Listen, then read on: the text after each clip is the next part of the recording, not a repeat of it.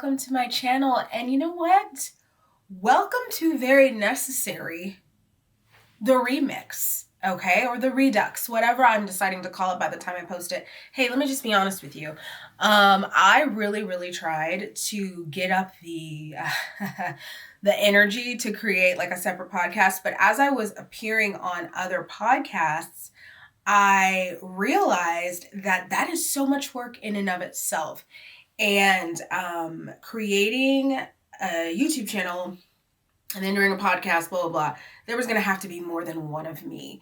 And I mean more than one of me on the production end of things. So while I still am interested in creating like a separate podcast or whatever, I'm going to need to just do some more work on how it would get help to do that. Like as far as like I need somebody editing that sucker. And right now, that person would be me, and I don't have the energy for all that. So what I'm going to do with this is I'm going to keep creating a little video podcast here. I'm going to keep calling it Very Necessary, but I'm also going to make it available through Audible. And hopefully by the time, I'll let you guys know when it is actually like available on other platforms. I'm also going to make it available through Patreon. So this is my way of announcing that I have a Patreon. The Patreon is called Oh Stuff Co. And haven't really worked out the tiers and things just yet. Of course, by the time I actually post this video, the tiers will be worked out, so they will be posted in the description box below. But yeah, you can have this via Patreon. I'll upload it in audio form there, and it'll also be uploaded onto other platforms once it gets approved for those locations. The difference between the two types of content will basically just be there are some things that I am learning should remain behind a paywall, and some things that I don't mind going out into the public. So like I said, as I'm filming this right now, I don't quite have that information worked out. By the time it gets posted to you guys, it will be worked out and it will make sense, and hopefully you will join me over on Patreon. Anyway, if you also notice that I am wearing the same outfit from last time, the last video I posted, you were absolutely correct. I think this is just such a cute video outfit. And I am shooting these all in the same day, so I don't want to take it off yet. So yeah, it's the same one. You know what? The Simpsons wore the same outfit. They've worn the same outfit for 40 years. Give me a break, okay? All right, so I wanted to make this episode because while I was taking my hiatus, there were so many things that happened in pop culture that I wanted to talk about. And, you know, you can maybe text with a friend here and there about it, but I love this because I can talk about it and read y'all's comments and see what you guys think about these issues. And so here we go. Okay, so I'm going to go all the way back a little bit to, let's see what I have written down here. Will Smith and this book that he came out with. So that's how far along I've been like making and taking little notes about what I wanted to talk about. The reason why I wanted to bring up Will Smith and this book is because a couple weeks ago I talked about Will and Jada and their relationship and how they have presented themselves or had presented themselves to be like this very conservative, monogamous couple. And now we know that that was not their reality. And I talked about my experiences, you know, not firsthand. I don't have any firsthand experience in non-monogamous relationships or monogamous relationships, as somebody in my comments was so kind to point out. They were like, someone who can't even get into a relationship should never even talk about relationships. But anyway, so yeah, I talked about that, and I talked about how, you know, them having that conversation really just reminds me that when I think about it, I don't know if monogamy is really for me. Now, I hadn't thought about it a little bit more, and honestly, I'm just the kind of person who would prefer to have one partner, but I just need my emotional space, you know, from time to time. Yeah, so that's me. But I also talked about it because I felt like Will coming out with this admission about Jada and about the truth of their relationship was him trying to save face, because he did say, hey, she's not the only one who's had other partners. I've had them. I have other partners. We both do that. And I felt like he was trying to save face because she maybe slightly embarrassed him by exposing all this other information. And by other information, of course, I'm talking about, you know, when she talked about August Alsina. There's been some more admissions about her and Tupac. She's been very open about her life and her experiences as a partner who does not desire monogamy. And I felt like Will was just saying what he said to save face. Then he comes out with this book and he's just running out the mouth. And I think a lot of these things he said and he divulged, I was like, oh, okay. When he said he fell in love with Rizzo on the set of 6 Degrees of Separation, he said his first marriage broke up because he was in love with Rizzo, Stalker Channing. And of course I'm calling her Rizzo because that's how I met her, the original Pink Lady. I was like, all right. And it made me think about my own content and how I have stories to tell. And I've been very open with a lot of things. But there are some things that I say, if I let this go, if I let this out there, I'm doing myself a disservice. They can't know about this one. Yes, that's right. I have worse stories than the ones I shared with you guys, okay? And I thought about him telling that, and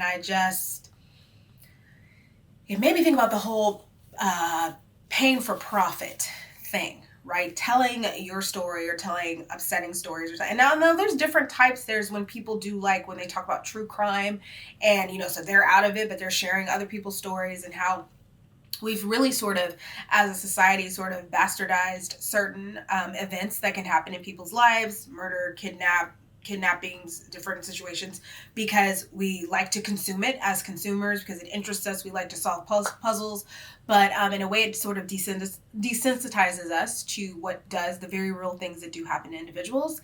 And I thought about how sometimes you're sharing so much of your story that it desensitizes you to the reality that some of your story can be kept for yourself.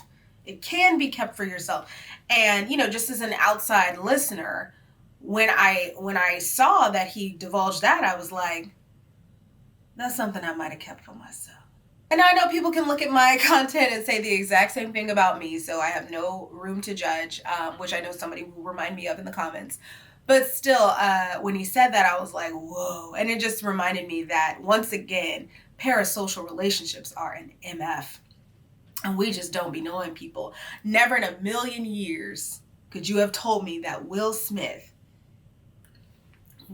Independence Day Smith, Will I Am Robot Smith, left his relationship because he fell in love with Rizzo. Never. Okay, so I do want to make something clear here. I am in no way saying that the lovely Stalker Channing does not deserve all of the love and praise. Personally, Rizzo was the HBIC to me. She was my favorite character when I saw Grease. If you haven't seen Grease, you should go and watch it. It's only been out for 50 plus years, almost 60. But here's the thing. Will Smith, I just felt like that was a really, really random detail, and it was something that was really, really unexpected, and in the frame and the perspective of wanting to be transparent about, I guess it's a little juvenile in my mind to think almost like he needed to save some kind of face as far as like being in competition with Jada. Like, Jada's like, I had deeper feelings than I've talked about before for Tupac Shakur. And then he's like, and I was in love with Rizzo. I just felt like it wasn't an equal exchange. Not that it has to be equal. I mean, it's his story. Share what you want. It's just, it felt like it came out of left field. And I feel like it's, and not that she already didn't know this, his ex-wife, Cherie Zampino, like, she knew obviously about the situation, but it's just like, come on, man. You gotta, how would that affect your child? I don't know. It felt like a detail that was way out of left field and really kind of out of the character of who I thought him to be. But again, let me just state for the record, I don't know him. None of us do. Parasocial relationships have us all effed up. So, yeah, it is what it is. It just really struck me, though, as a random detail from someone's life. He's the last person I expected to say something like that. If his marriage was going to end, I would have thought it would have been because he was in love with Tyra Banks or Nia Long or, any of the women who guest starred with him in any of his movies over the years, Ava Mendez. But Stockard Channing, that was the end of his first marriage, or that one girl that starred with him in Bad Boys, and I don't know if he was still married to the girl at that time. I'm just saying, it just, of all the female guest stars he's had, I was like, that was the one that brought you down. Wow, okay. So yeah, nothing against her. She's great. I would not have expected. A great deal older than him too. I mean, good for her. Good. She was, I guess, quite the foxy lady. And I also think that the marriage probably ended because he was just a very young man, and there's this idea when you get married, especially for those of us who have been raised to believe that monogamy is the only way. There's an idea that you have this one soulmate and you only have one person that can affect you emotionally. And I think probably what happened for him is he had these very real feelings for somebody that was not his wife. And it just opened his eyes to the fact that either A, he was with the wrong person, or B, marriage wasn't all he thought it was cracked up to be. And if you've actually read the book, here's something you don't have in common with me. If you've actually read the book, you do not have that in common with me. Please feel free to tell me in the comments below if my hypothesis there about, the real story about him falling in love with his co-star was the fact that it enlightened him to that he may be in the wrong relationship if he still has the heart space to fully love someone else while he's married to someone else, and if that's the reason why he told that story, or if he just told it because he was trying to be wacky. Please let me know in the comments below. But yeah, I just wanted to clarify that. All right, let's move on. Okay, so easing on down the road here, I got to talk about something that is the blogospheres, the Twitter spheres are ablaze with this information, and that's because it is very, very interesting, and that is Kim K and Pete Davidson. All right, so I'm gonna tell you right now, if you don't like astrology, skip to the next subject. If you maybe just don't believe in it, but you're willing to listen to how I think it plays in here, stay listening. And if you're a fan of it, no disclaimer necessary. So everybody always wonders about Pete Davidson. How does he keep doing this? How does he keep doing this? The TikTok audio, he can't keep getting away with this, comes to mind, right? It would seem as if not only does every, brunette, beautiful woman in the world, once they're free and willing and they get around him, he's able to bag them no problem. But also a lot of times people that come and guest star on SNL, he's able to get that. And it has confused a lot of people. It has bewildered people. People are saying everything from, oh, it's because, he's just a down-to-earth guy from Staten Island. He's funny. Funny guys always win, blah, blah, blah. Let me tell y'all the truth about Peter. Pete Davidson is a Scorpio with a Venus in Scorpio. Now let me explain. In another video where I talked about the dangers of doing exactly what I'm about to do, well, what I talked about was negatively stereotyping people because you've had a bad experience with their sign, and so using it as a way of doing something people are calling space racism, where you're overly prejudiced and weird about people's zodiac signs. So that's actually not what I'm about to do. But I talked about Venus signs, and I talked about how someone's Venus sign is something that people don't talk about a lot when it comes to astrology, on the bare minimum, on the basic level of things, and they need to, because your Venus sign is what often gives insight into your experience as a lover, someone who's loved, someone who is desired, and also how you desire others and how you desire to be treated. Someone pointed out when it came to Will and Jada, the air sign Venuses seem to be more comfortable with having multiple partners, and because they have a tendency not to want to be held down and to want to spread around, like air. So Venus Libra, Venus Aquarius, Venus Gemini, and I would just say to that, it depends on the rest of the things in the rest of the planets in their chart, right?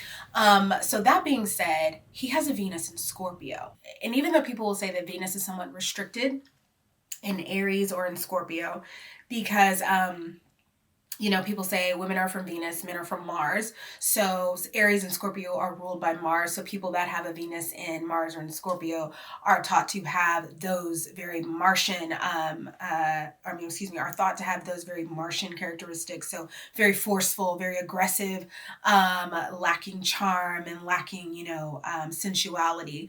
And I have experienced that with people with Venus in Aries. But people with Venus and Scorpio, in my opinion, um, Scorpio has a reputation for it and is often looked at as the sign of sex, the most sexual, the most hyperactively sexual sign. And I have Scorpio friends who will say, I don't know why they say that about Scorpios, I'm not like that. And they normally have a Venus in Capricorn or a Venus in the diplomatic and peaceful and kind of flighty Libra, or the very practical and grounded Virgo, and they don't have Venus in Scorpio. The people that I've met that are Scorpios with Venus in Scorpio, the most intense, very sexual, very committed. Like, you talk about a ride or die. Oh my gosh. They are very, and they're very, very powerful.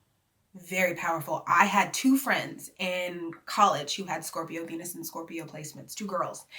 And both of them, neither one of them, I wouldn't say was like, a supermodel. But I mean, men were powerless. They were and they would go through stuff when it came to whatever. But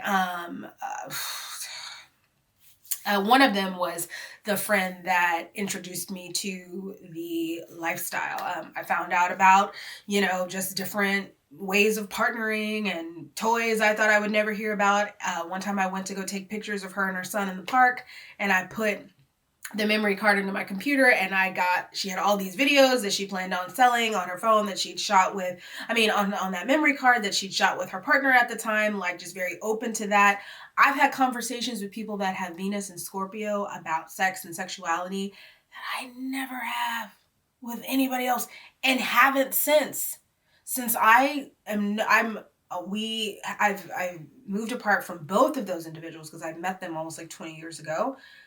I don't think I've had another friendship that's been a Venus and Scorpio, and the conversations reflect it. The life experiences reflect it. I mean, one of a kind. So when people say, oh, how is Pete Davidson doing it? I'm just like, how could he not? How could he not? Also, and this is more of a personology thing. So I've mentioned this book that I have. It's called The Secret Language of Relationships. And the week that he's born, November 12th through the 18th, is referred to as the week of charm. And you notice the celebrities that are born during this week. We got Ryan Gosling, we got Leonardo DiCaprio, we got Martin Scorsese, we got Whoopi Goldberg, we got Rachel McAdams, we got, there's a lot of people that are born November 12th through the 18th. And one of the things I noticed about these people is they're also very powerful, very, very charming. They're able to get places and to do things that, I don't be surprised when they end up there. Also, just taking it back to his birth chart for a second, Pete Davidson has his Venus sign. He has so many Scorpio planets in his 9th house. And in your 9th house is the house of philosophy and thought, right? And so what I've noticed about the women that find their way to him, it's usually women that are coming off of something big, some kind of situation where they may have experienced, like in the case of the girl from Bridgerton. She had just had the biggest part of her career. The biggest, life was really changing for her in a big way, in kind of an earth-shattering, moving way. Spend a little time with Pete. Little old Pete the philosopher. Let's see what we learn, right? You had Ariana Grande, who had, before she met Pete Davidson, who had been in this very intense relationship with Mac Miller, may he rest in peace. I had no idea, because I did not listen to his music, that he was dealing with, substance abuse and addiction and those types of things. She's come out now and said, yes, I knew he was dealing with them. You can only talk to somebody about something so much. Also, while she was dating him, she went through what she went through in Manchester. So, and I would say that she went from being, Kat on Victorious to being Ariana during her relationship with that young man. And then they broke apart. She hosts SNL. Spends a little bit of time with Pete. You have Kim Kardashian. She literally, she was Kim Kardashian West forever. I don't know if she still calls herself that. I'm not sure. But we all saw that relationship sort of fall apart during 2020, specifically behind the issues that she was dealing with Kanye West when it came to his mental health. And I will say this, one of the things I love that Pete has said is just because you have a problem doesn't mean you get to be an asshole. And so you have Pete who's very open about, I've dealt with my mental health issues. I deal with them. It is an issue. I've had problems. I've had to go to rehab. I've had to do this. But I do take my medication and I talk to a therapist and I'm doing my best to manage it. You go from Kanye West, who was like, I won't take the pills. I'm a god. I don't like what they do to me, to someone who's like, I'm responsible. I'm handling it. That's very attractive. That's very attractive. So I think naturally he's positioned to be this kind of person that is great for trying to figure out where does life stand now to get people to think in a different type of way. And then, of course, as they were saying, he is a comedian. And that's a funny guy, is always a nice experience. I always say, like, one of the reasons why I'm single as dollar bill is because I've never met a man, an of age man, you know, who can make me laugh, who's not gay. And that's 100%. That's real. And when I do meet them, they're already in relationships. But I just got to go back to what I said originally. That's Scorpio, Venus and Scorpio, that combination, unmatched. He is very much a powerful individual, and a lot of us write him off because, you know, he looks like the gecko from Geico, but he's powerful, and he shows it. He shows it in the people that he's able to get in relationships with. He shows it in the way that he's able to draw people in, and you see it. I love this picture right here because it mirrors this one. There is a sense of safety and a sense of wonderment, I think, that women have when they are around him, which just, once again, this is a person who has a lot more power than we give him credit for. So, okay. So from one Venus and Scorpio to another one, I got to talk real quick about DaniLeigh and DaBaby. And when I say quick, I mean, I want it to be quick. So if you don't know who that is, you watch my channel and you don't know DaniLeigh and DaBaby. So DaBaby is a rapper, and he's had quite a 2021 where he has exposed himself to have some really, really hateful and antiquated ideas surrounding like the LGBTQ community, surrounding diseases like AIDS. And he has always been sexist. He's always been a mess. I'm outside of the demographic, right, that would like him and be interested in him. He's not my thing. I did like his remix that he did with Dua Lipa for that one song that was all over TikTok for a little bit, but I'm not in that thing. I kind of can see what type of person he is. I don't find him incredibly attractive, even though he is, you know, I'm not like, oh my God, you know, he's all right. And he calls himself DaBaby. I don't understand any of those names. I really am showing my age right now, but like any of the DaBaby, Lil Baby, this and that, And you know what? Actually, in his actions toward DaniLeigh, he proved that. He proved he was a big old baby, a big old misogynistic, hateful baby. So this is what he did. So he is with this woman, this DaniLeigh, this woman, and I'll talk about her in a second.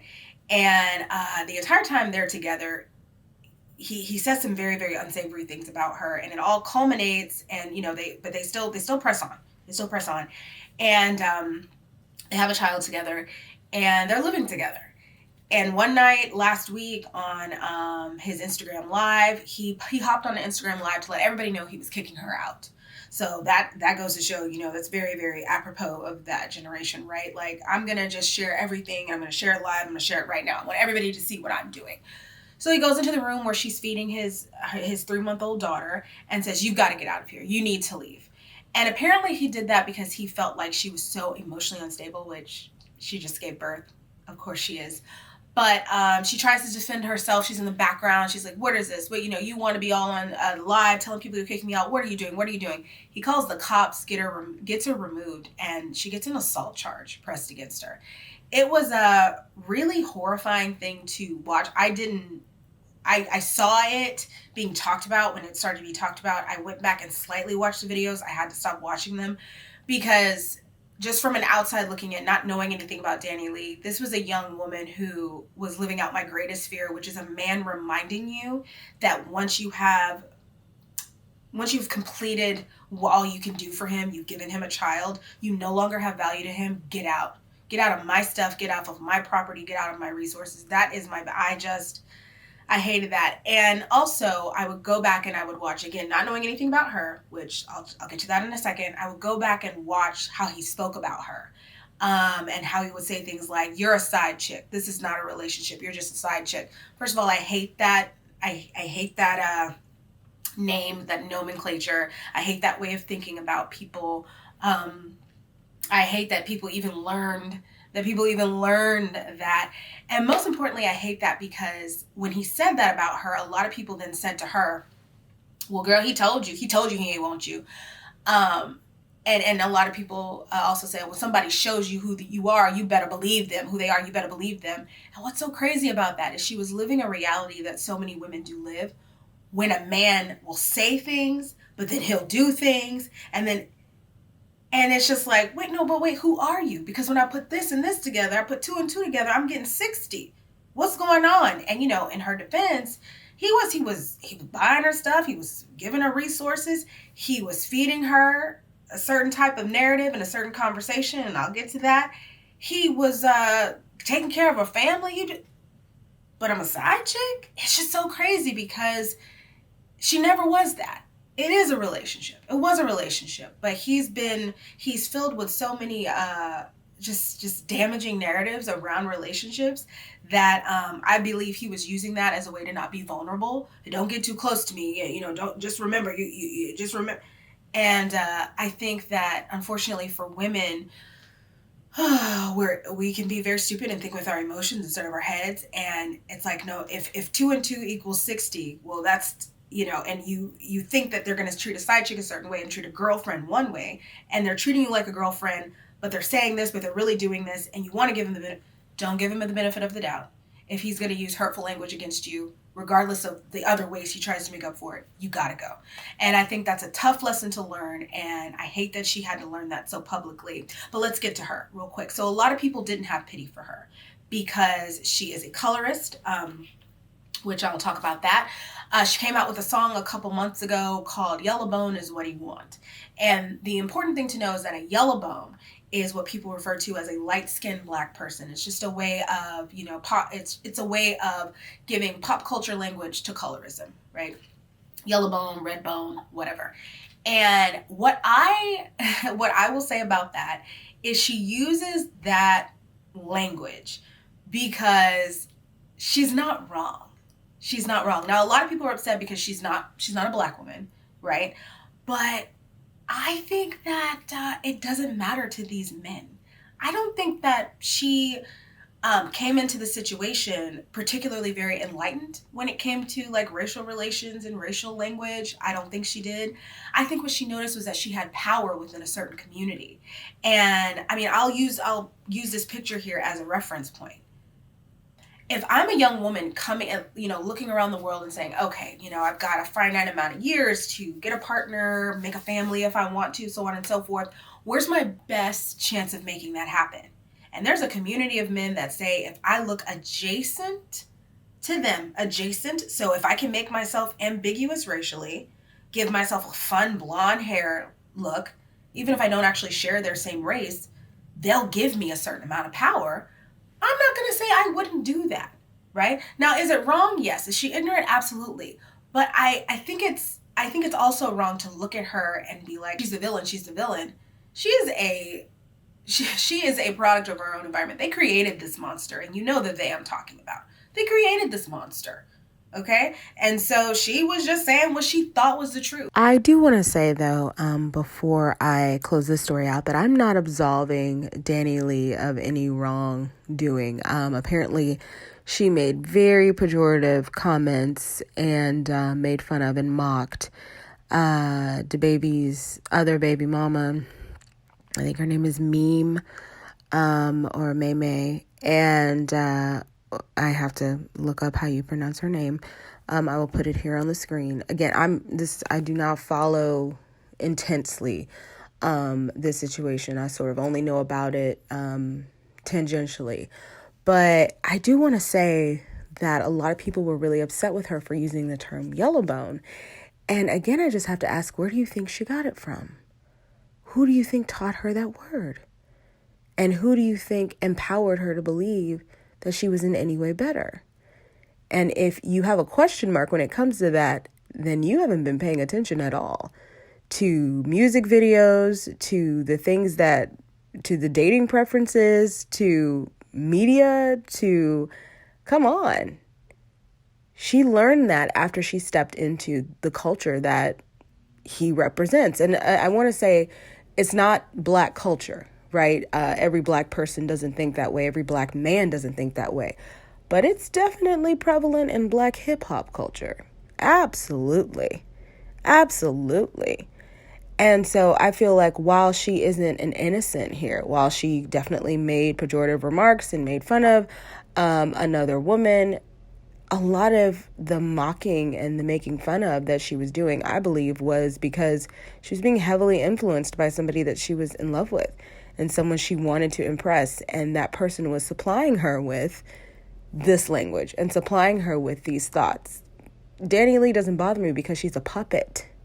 She's a puppet. You can look at old videos of her talking when she first got into the industry, when Prince discovered her, and she's like, yes, I am a dancer, and I love to dance, and I'm very creative. I mean, just like the sweetest little. A couple years later, she's doing an interview and she's like, yeah, I changed my my look, and why would you do that? Why would you put that black scent on? Why would you feel you had to? Because you know where you have power if you do those things. You know who's going to say you're what they want, right? And so I'm not absolving her of any wrongdoing at all. But what I am saying is that if we're going to look at her and point the finger, please reserve your anger for the people that give her her power. The men who tell her, ooh, girl, you look just like a Yellowbone like that. Ooh, that's so sexy. That's what I like. I love a Yellowbone. I'm going to call you my little... Talk to these men that do that make these little puppets dance. Okay? If you're going to be mad at somebody, be mad at the right person. That's all I'm saying. That's all I'm saying. She was sitting on the throne that they built for her, that he built for her. So there was all this rage behind that song that she made. We know that fool fed her that. We know he gave her those information. We know he told her that stuff. Come on. You know how this goes. You know how this goes. And I'm just saying that to people who will look at her and just point the finger at her. Bro, you know the finger really needs to be pointed at, okay?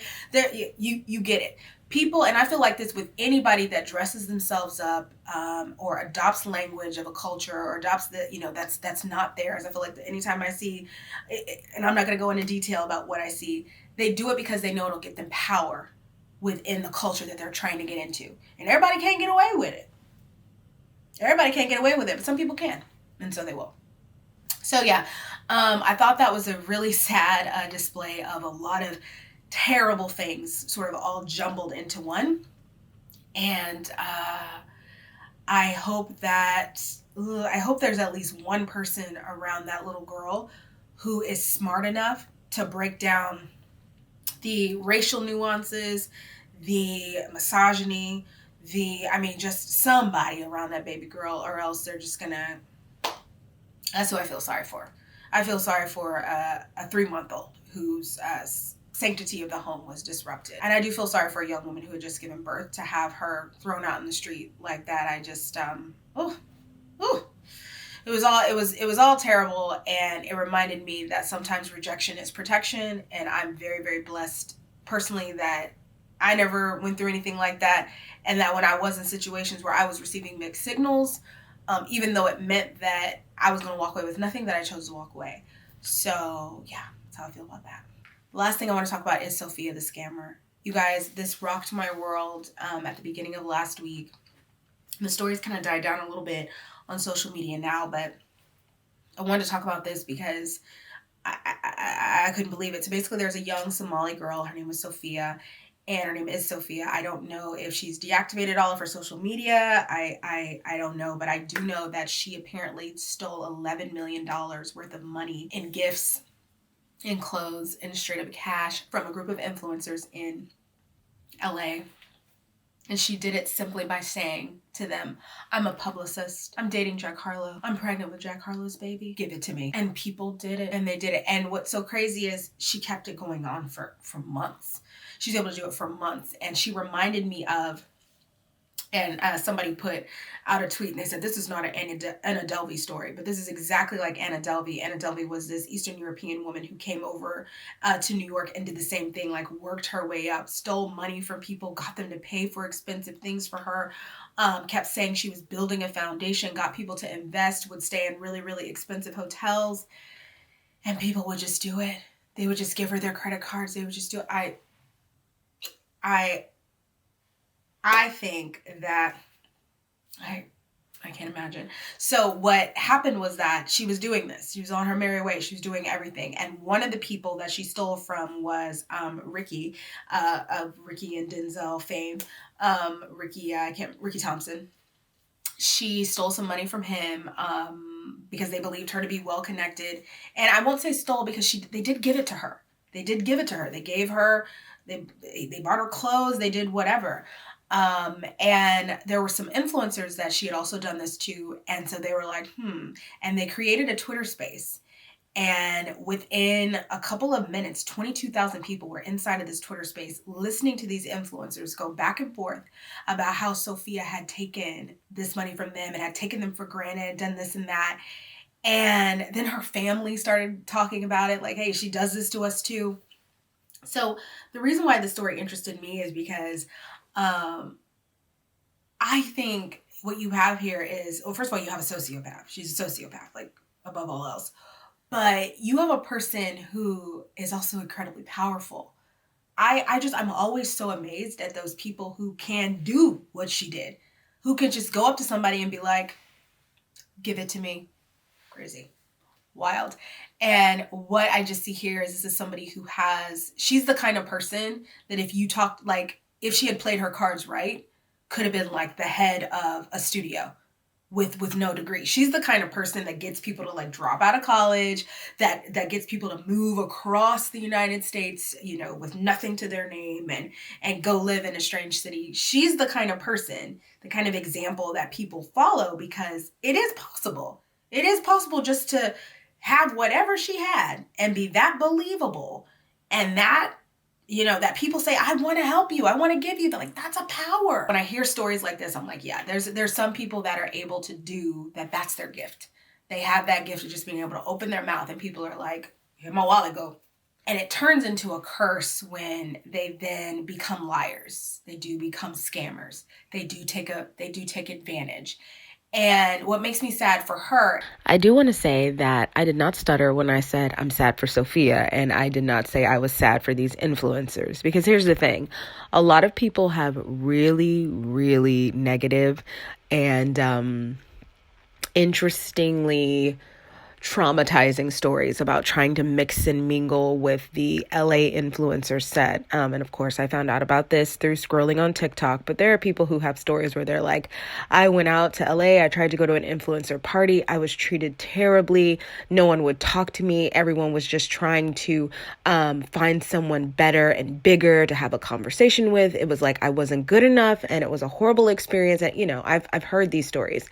And so to hear this, that this girl played their game. Hey, you're looking for somebody bigger and better in the room. You won't find them because I'm pregnant with Jack Harlow's baby. I'm the biggest, and I will say that like Gen Z and younger, they love Jack Harlow. I don't get it.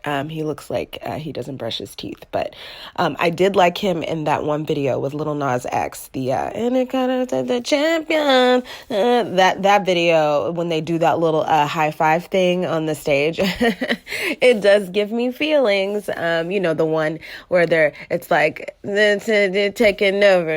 Okay, let me stop. So I kind of get it, but I don't, but I don't. I mean, he's not like Chris Evans, that I understand, but let's move on. So so Sophia was like, I'll play your game. You want somebody big to talk to in the room? I'm the biggest. Talk to me and give me your money. And so, no, I don't feel bad for them because I do feel like this is a lesson that some of them apparently needed to learn. Like, you guys actually need to watch who you're open to. You have a lot of resources. Be careful, guard your stuff, guard your hearts, guard your groups based on people's character and not necessarily just based on their credentials. You see what I'm saying? Like, if you're going to let people into your friend group, have it be because they deserve to be there, because they're a kind person, and not because you think they can help you and help you be hooked up with, so on and so forth. And some people did say, well, she seemed nice and so on and so forth, but guarantee they wouldn't have talked to her unless she came through and said, I have these other social credentials. So I do feel like it was a lesson those influencers needed to learn. So I don't really feel sorry for them in any way. But yeah, I do feel bad for her because I feel like she squandered I'm about to explain it. Is that we only have one life, and she's a very young woman. And I don't know, I feel like she squandered an opportunity that a lot of people would just kill for. I mean, she literally had nothing. She never had a job. She was always lying about it. And to be able to get these people to invest in you and to want to bring you into their communities just because you said you belong there. That's incredibly powerful, and she f***ed it up. All right. Of course, I ran a little bit over, but I like these episodes because I can just sort of talk about things. A lot more happened, but I'm going to go ahead and cut it here. These were the things that were on my mind while I was sickly. And if you watched all the way to the end, as usual, thank you for watching. Also, thank you for listening, since this will be uploaded as a podcast. So, yeah. All right. Bye-bye.